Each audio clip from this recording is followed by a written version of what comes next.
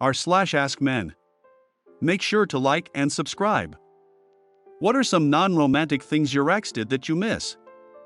She'd play this game where we would be having a conversation or something and she'd hand me something completely random while I was distracted, and a few minutes later she'd ask, "Why are you holding that?" and I'd have no idea why. Then she'd laugh and say, "Gotcha again." The first time she did that was on our first date, so it really felt special whenever she did it.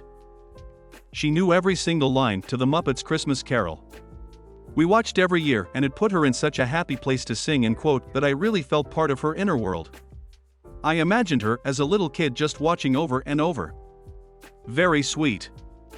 She'd hold out her hand as if to give me something. Sometimes it would be candy or something like that, but other times she'd just hand me a piece of trash, think empty sauce packet type of thing, and say, "Go buy yourself something nice."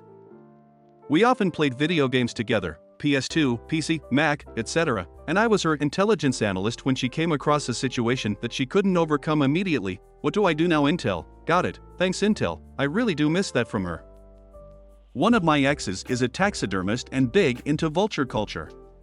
She was also slightly obsessed with corvids and would bring me little crow gifts all the time. Just shiny things, cool rocks, bones, skulls, broken locks, little toys she found on her dog walks. I have a full wine box full of her crow gifts. I never open it, but knowing it's there and what it represented makes me smile from time to time. Why don't men compliment each other often like women? God damn it, I compliment other men all the time, I just don't do it with cheap platitudes or words of affirmation. I laugh at their stupid jokes. I give them some of my chips at lunch, or buy them a beer. I give them shit over the weight they put on over the holidays, or hand them a good book I've finished so they can have a turn at it. I ask them to swing the sledge while I hold the wrench.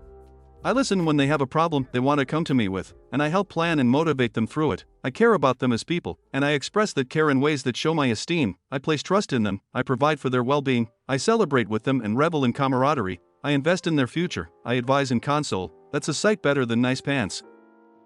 And let me just add, guys will be polite about women giving them compliments. "I like that shirt, you're so handsome," but it would be nice if girls were better about recognizing when guys are giving them compliments in their own guy way.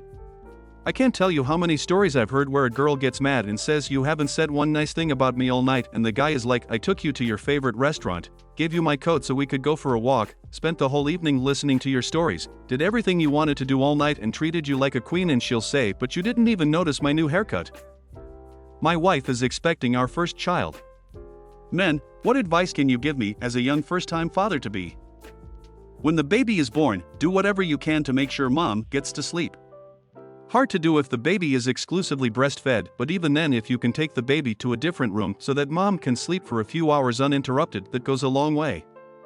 If you do use bottles at all, handling the feedings after a certain time of night so that she can get a few hours of solid sleep and does wonders. Also, don't shake the baby. Babies are entirely illogical creatures that will cry for no discernible reason or for reasons you can't fix, and their cry is basically designed to be irritating on a fundamental level to get you to pay attention to them to make sure their needs aren't ignored. This can be incredibly frustrating to the point where you can lose your temper. Men who work out/exercise regularly, how did what made you start, and how did what makes you keep going? I blew my 20s partying well beyond reasonable.